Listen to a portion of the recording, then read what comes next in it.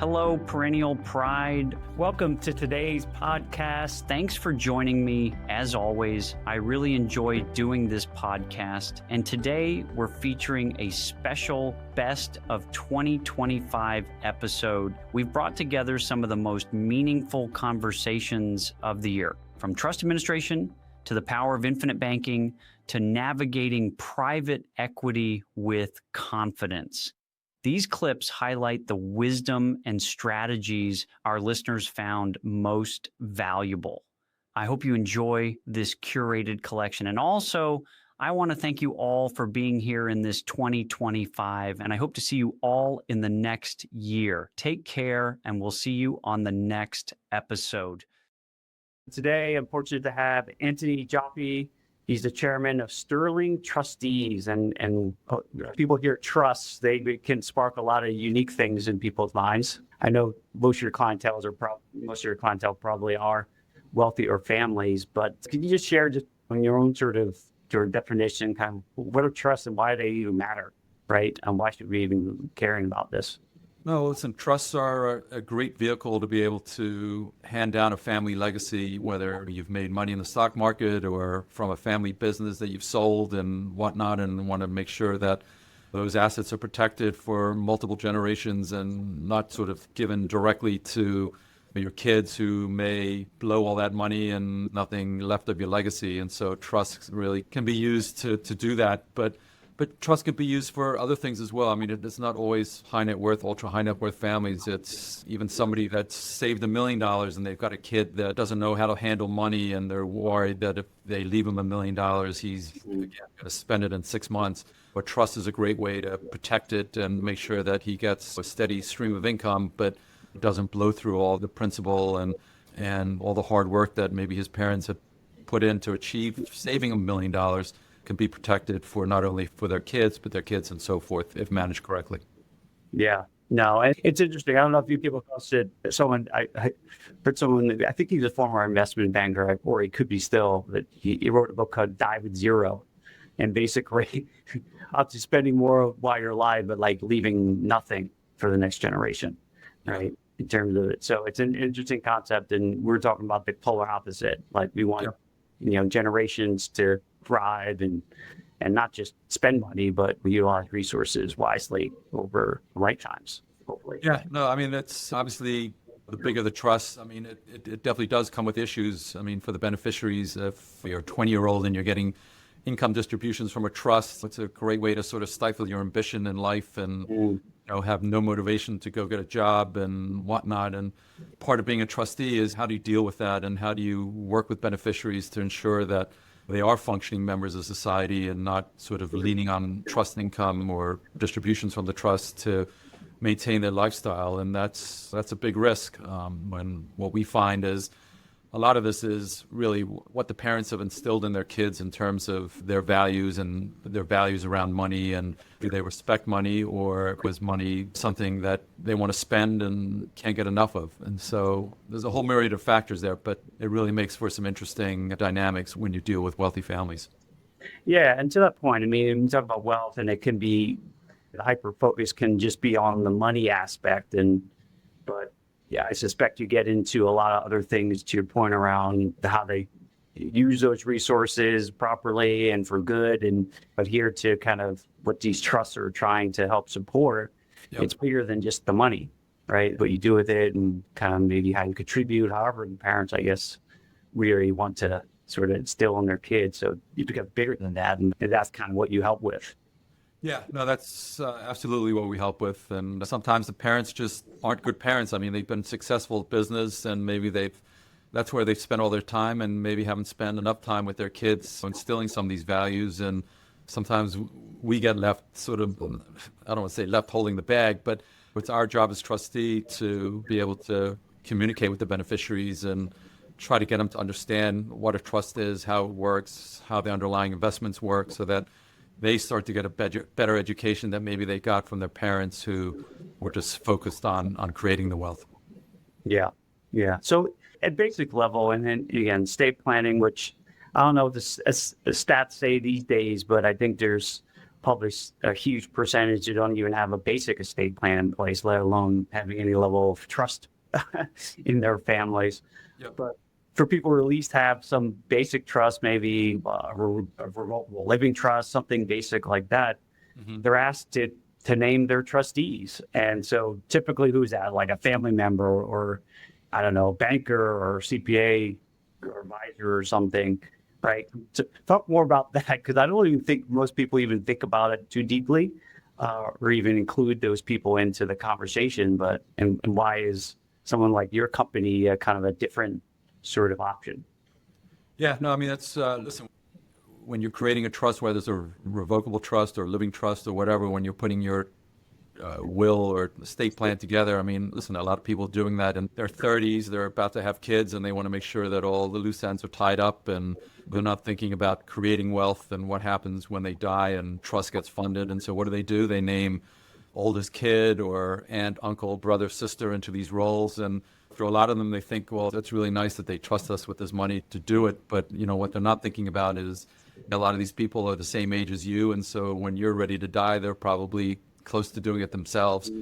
B, a lot of them just don't have the experience. I mean, it might be an honor to be in that position, but they don't understand investments. They don't understand trust taxation. They don't understand just the psychology of dealing with kids and money and whatnot. And so they potentially put themselves into, you know, a difficult situation and a risky situation from a legal perspective. You open yourself up to getting sued by the beneficiaries if you're making bad decisions or don't do something, you know, that they're expecting. And so where we come into play is we're an independent corporate trustee. We purely act as a trustee. We don't manage any assets ourselves, and therefore eliminate all the conflicts of interest that exist at most bank trust companies. And families want us to make the distribution decisions so that they've got somebody independent doing that's not tied to the family or doesn't have.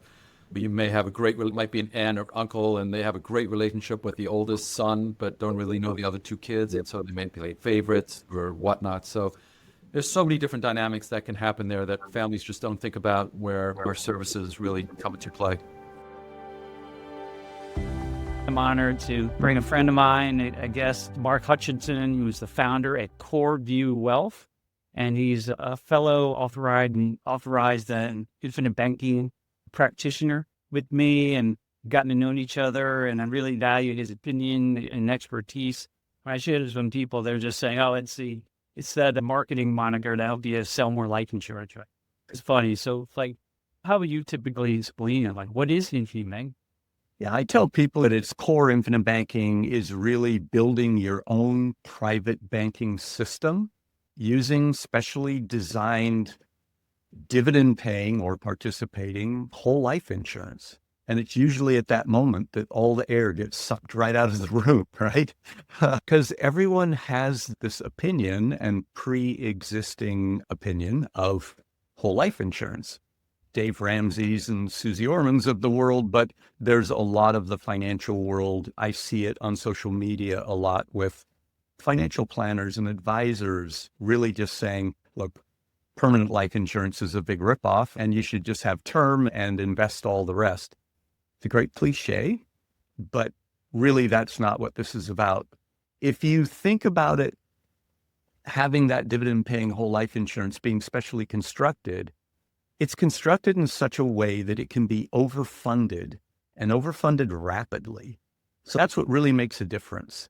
When you think of traditional whole life insurance, it generally takes anywhere between, depending on your age and your health rating, 15 to 20 years before the capital that you've put in the way of premiums is equal to the cash value inside of the policy.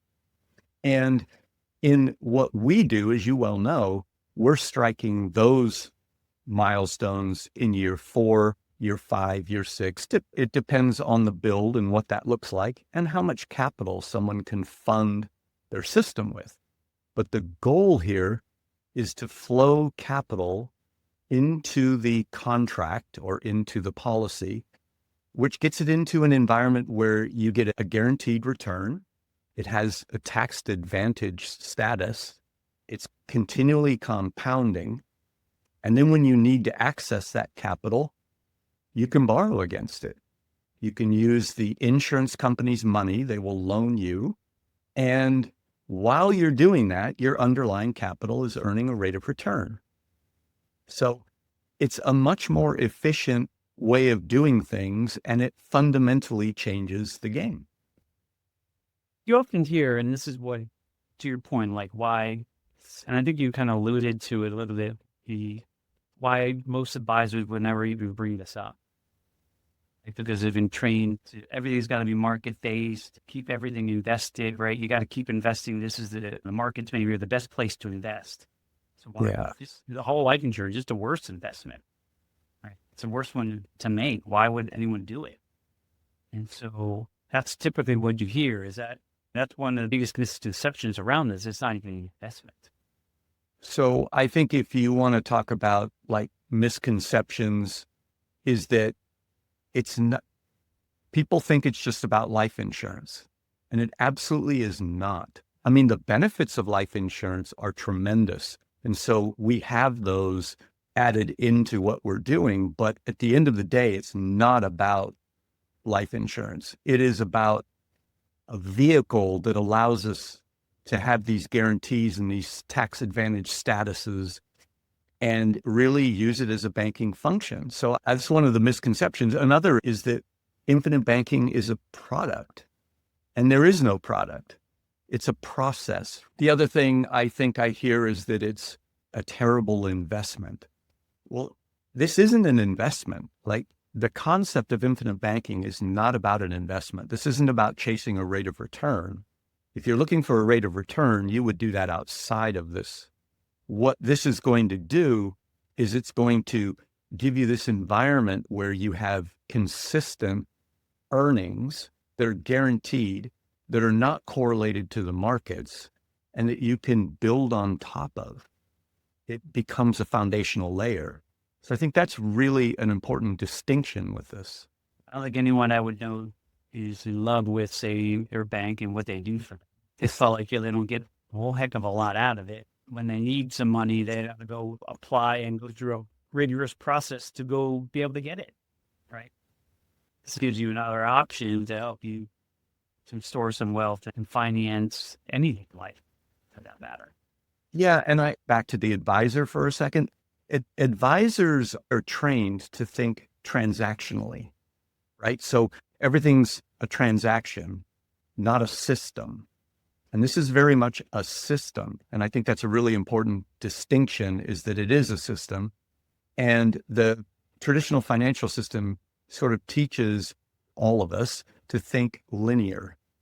Advisors are paid when money comes into their world and sits in their system of products that they can sell or service. I don't say that in a way to disparage advisors. Great advisors bring a lot to the table. And so that's important to understand. It's just that if you go down to your local bank and you want to open up an IRA, I mean, they're going to give you products that the bank sells. You're just limited to that system, whatever that may be. But it just is not about chasing returns. Can we recapture the lost opportunity? Can we grab dollars, put them into a system that will allow us to use those for the rest of our life and earn a rate of return for the rest of our life? And those can be staggering. I mean, the difference that makes to your wealth can be staggering. Today I have Keshov, and he helped me pronounce that. Thank you. Galore Keshov. Keshov, damn it. Keshov. He's the principal at Clive Capital, right? And, he's a great guy. So I figured if I'm going to do this for myself, I might as well do it for my friends and family and others who are interested. So I started my company, Clive Capital, in January of 2022. And so our goal is to help tech professionals primarily and others invest passively into private equity opportunities. And I say private equity because we started out in real estate, but we're expanding beyond that now. So far, I've helped investors in general, but primarily employees from Amazon, Meta, Google, Microsoft, Apple, etc. A lot of the big tech companies invest passively into over 1,000 apartments under renovation, 500 single-family rental homes under development, industrial real estate, like manufacturing warehouses. We should be having our first closing there here in the next few weeks. Private lending and oil and gas as well, primarily for the tax benefits. So our goal there is to help our investors passively build a diversified private equity portfolio that's usually delivering about 15 to 30% returns conservatively. But again, these are just projections. I'm not making any promises. But in addition to that, cash flow, right? Passive income every month, and tax benefits as well. One of our biggest obstacles to wealth creation and wealth growth is our tax bill. So any passive and legal way that we can find to reduce that, we want to do. That's a little bit about who we are and what we do and how we got to where we are today. That's wonderful. And yeah, especially as you know, right, folks who, I spent, at the point I was a little ashamed that it took me this long to leave my corporate job. I was there, like you said, in front of a computer for nearly 2 decades. I did start investing and learning stuff along the way, but to extract myself took a lot longer than I ever imagined. But, people who are, busy in their jobs, their lives, like, never really probably get exposed to a lot of these things, right? To see that private equity, that may even sound scary, right? In terms of what that means, right? The public markets feel safe, right? They feel like tried and true and predictable, which we all know that's not true, right? It feels that way. It's like a blanket, right? It's what you hear daily, it's cool that you've kind of gone on that side, and it certainly aligns to kind of what we think at Perennial Pride, that, there are places for there's a place for public markets. However, I disagree, but that's just me. Yeah, right. Place for certain people. Yeah. Because, there, when you take people's financial lives into account, some of these things which I've experienced too, maybe lack of liquidity all the time, right? Cash flows could be disrupted, and but again, this is where you look at things like Tiger 21, biggest investors in the world, like who sold their businesses, their big bulk is in real estate and private equity. Yeah, they still play public markets because they serve a place, right, in a broader portfolio. So I love that you're introducing that, because I think most of the people you're probably dealing with are very concentrated, let's just say, in assets that, are public, and they have little to no control, and potentially are locked up in something they can't really access without penalty for a while, right? So it has other issues. So Yeah. So that's really great. So, and for folks who are listening too, there's, you mentioned tax benefits, all the things around it. There's a great book that I always like to plug. It's that guy, Tom Wheelwright. Right. I have 7 investments that will pay you, right? Yeah, that the government will pay you. It's a fascinating book. It gives you some lens on some of these things. So I highly encourage that. Wait, what's the name of the book? 7 investments that the government will pay you to make. Oh, I don't know that I have that one. I have another one. I think it's like, I forget what it is. It's another one. I can look it up here, but yeah, the first one, like, is tax-free wealth. That's the one I have. Yes. Really good. Yeah. All again, complimentary, but it pushes you to think differently about it. It isn't just deferring money into some account that someday is going to be taxed. It's not the game. The game is, okay, like you're doing, how do I save taxes legally and, follow what the government wants us to do, right? Exactly. Where it's all sent. So with that in mind, that's really cool. I love it. So tell me, this is a kind of fund of funds model, right? So it isn't, some people may be familiar with a specific syndication. You're working with an operator. So talk more about kind of what you're doing, kind of how you started and how you've expanded on that over time. Like, tell me more about the model. Yeah, sure thing. I mean, when I first started, my first investment was as an LP, right? A limited partner, a passive investor. I just put capital in. I didn't do anything else, and I got returns. So that's a great gig. That's a great setup for most people, I would say, honestly, with what they have going on and what they want out of life too. But as I started thinking beyond that one investment, each investment that you make as a LP, you want to diversify. And the way I think about diversification is in a couple different lenses. You could diversify across asset classes, right? You can invest in apartment buildings. You can invest in office buildings. You can invest in industrial real estate. You can invest in anything outside of real estate, right? Because all real estate is correlated in one way or other to, interest rates and things like that. You can invest outside of that into, well, as I mentioned, oil and gas. You can invest into small businesses. So that's one lens, different asset classes. Then you can invest into different geographies, right? Apartment buildings in Houston, apartment buildings in Atlanta, apartment buildings in Phoenix, etc. You can invest in different types of business plans, right? Some business plans are very value add, middle of the road. Others are very opportunistic, and others are very stable core assets that are just, you hold them just for cash flow. There's no appreciation play really. And then lastly, there's different operators you can invest with, investing in different companies. So with those 4 different ways you can diversify, you don't want to create, or it'd be a hassle to create an investment login in each portal, or like with each company that you're investing with. It's a hassle to get a K1 from each different type of company. It's a hassle to sit there and evaluate each team, right? Hey, I got really comfortable with Oak Capital. Now I have to get really comfortable with Riverside Capital. And then I have to get, again, really comfortable with, Color Capital, whatever it is, Ton Capital.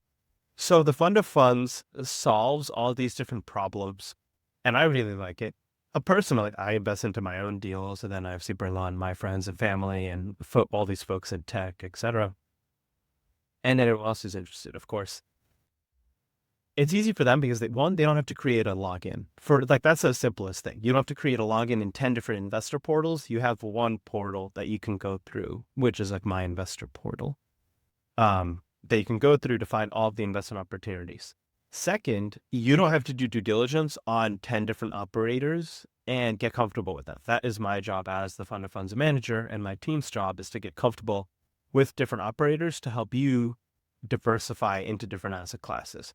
So we take passive to a whole new level where we just bring you a buffet of investment options, and it's all you can eat. You can pick whatever you want. You can pass on whatever opportunities you want. And it's all in one centralized place for you to find. You don't have to go educate yourself on different asset classes. That's our responsibility that we do and happily take on for you. Most of the ultra high net worth individuals, people who are worth 30 million or more, I believe, most of their portfolio is not in the stock market. It's primarily in real estate. About 25% of it or so is in their primary and secondary homes. And then another 25 to 35% of it is in private equity opportunities, whether that's real estate, it could be, buying small businesses, things like that. And then stocks are in third place. So we have to take note from what people are doing at that level, right? Success leaves clues. And then we also include a due diligence checklist. Like you mentioned, this exciting world of alternative assets is great, but you have to make sure you're investing with the right people. There are definitely the wrong kind of people out there. Like, if you don't do your due diligence, you will lose money. It's not all butterflies and rainbows. It gets pretty dark. You can lose money. And the primary indicator of that is who you're investing with. So this due diligence checklist, about 100 questions or 110, you can use no matter what you're investing into, whether it's real estate or oil and gas, private debt, small businesses. Ask this person these 100 questions, and that will, it'll give you an idea of who you're investing with. Most of the ultra high net worth individuals, people who are worth 30 million or more, I believe, most of their portfolio is not in the stock market. It's primarily in real estate. About 25% of it or so is in their primary and secondary homes. And then another 25 to 35% of it is in private equity opportunities, whether that's real estate, it could be, buying small businesses, things like that. And then stocks are in third place. So we have to take note from what people are doing at that level, right? Success leaves clues. And then we also include a due diligence checklist. Like you mentioned, this exciting world of alternative assets is great, but you have to make sure you're investing with the right people. There are definitely the wrong kind of people out there. Like, if you don't do your due diligence, you will lose money. It's not all butterflies and rainbows. It gets pretty dark. You can lose money. And the primary indicator of that is who you're investing with. So this due diligence checklist, about 100 questions or 110, you can use no matter what you're investing into, whether it's real estate or oil and gas, private debt, small businesses. ask this person these 100 questions, and that will, it'll give you an idea of who you're investing with. Awesome. Well, listen, you've given us so many great nuggets and sort of ideas to even just kind of get started and resources. This is awesome. We'll make sure it's available for listeners and share it across once this airs. But I really appreciate your time, and you're I see you're driven and, like you said, motivated. When you're motivated, it all can happen. You just got to take steps forward. So listening to this podcast is a start, but you got to take further action. So I encourage you to do that to kind of shape the life that you actually want to live, not someone else's life. So thanks again for joining us, and we'll see you on the next episode of the Perennial Pride Podcast. Thanks for having me on. Thanks for joining me on this episode today. I really am grateful for you as listeners to the Perennial Pride Podcast. I hope you're getting some tremendous value out of it and hopefully pushing you along your journey to financial freedom. I put this podcast together really to help you get more educated around your finances so that you feel empowered to live the life that you really want. And if you like the content that you heard today or watched, then I would encourage you to go to my website, perennialpride.com. There's tons of other content there. And you can access my book, Wealth Beyond the Numbers. You can buy it there on my website. It's a aggregation of a lot of great tips and tools I've learned to not only build my wealth in my accounts, but build wealth in my life and abundance and joy, and something that has a lot of my experiences in the journey that I've been on personally. Hopefully that can be also of value to you as you sort of move forward. So thanks again for being a Perennial Pride listener, and we'll see you on the next episode.